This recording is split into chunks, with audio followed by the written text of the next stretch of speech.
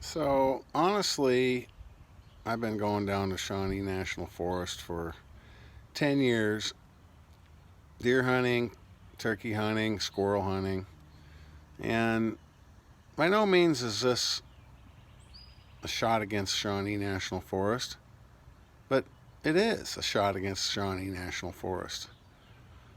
I've never been down there and not come home with a myriad of bites, rashes, ticks, snake bites, bird peckings. The place is a freaking disaster. Sure, there's big bucks, there's squirrels, there's turkeys, there's wilderness beyond, but there's 1,000 ways to die in Shawnee National Forest. First off, when the weather gets warm, you'll literally get carried away by mosquitoes. I would imagine that the majority of them carry West Nile disease, syphilis, typhoid fever, whatever, but they're hell. In the spring, I just got back. In the spring, oh, so beautiful. You step outside for 1 second, you've got 100 ticks on you.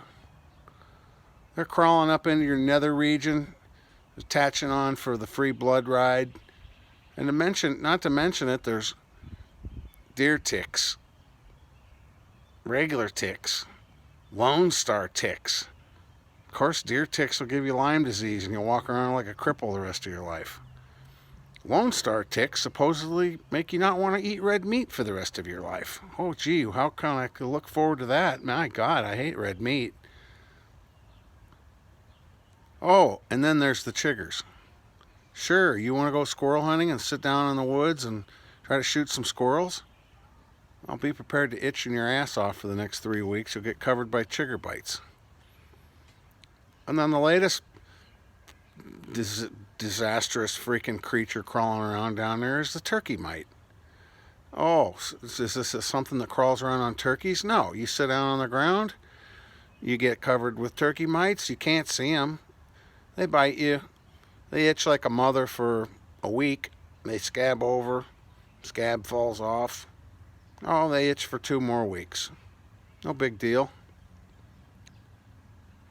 I haven't even seen a rattlesnake or a copperhead, but it's another one of the 1,000 ways to die in the Shawnee National Forest.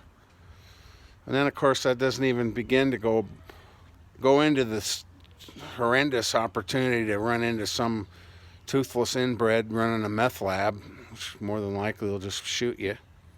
Or, even worse, running into some of the indigenous people living in caves, inbreeding and homeschooling, according to some guy I met. All in all, it's a nice place to visit, but you need to bring about a case of Deep Woods Off. Oh, and I also didn't mention the risk of running into a Sasquatch. It's been known that Sasquatches frequent the area. You can drive down there and see a statue of one. Knowing my luck, I'll go down there, get carried away by a Sasquatch, buried in some indigenous cave with some local family, and get bred like a freaking wild hog. Will I go to Shawnee National Forest again? More than likely. Do I like it? No. It's a hell of a place because there's 1,000 ways to die in Shawnee National Forest.